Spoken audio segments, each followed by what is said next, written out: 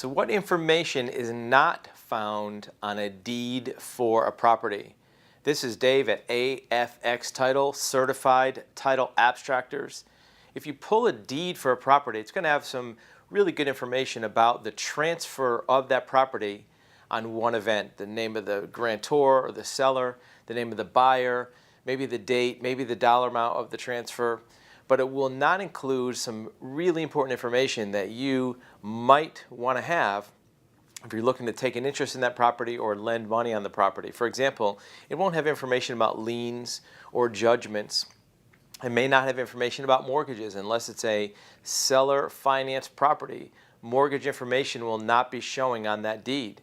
For example, if a property is purchased on a deed and then a separate instrument lends money on that purchase, the mortgage will be on a separate document. More importantly, liens and judgments which accrue to the property after the fact won't show up on that deed. Even if you look for those liens and mortgages separately, there's a couple other pieces of information that will not show up on a deed. Easements on a property typically are not identified on a deed. Things like mineral rights, covenants, restrictions, and zoning, of course, won't show up on a property deed.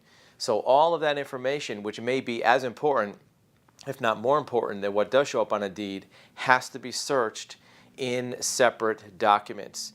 A really simple thing like an easement or a mineral rights transfer is likely to have been separated from the surface rights of that property, and even a chain of title of deeds over a period of time won't show any information about easements, mineral rights, or other restrictions. If you do have questions about running a title search on real estate, you can reach us at our website at titlesearch.com.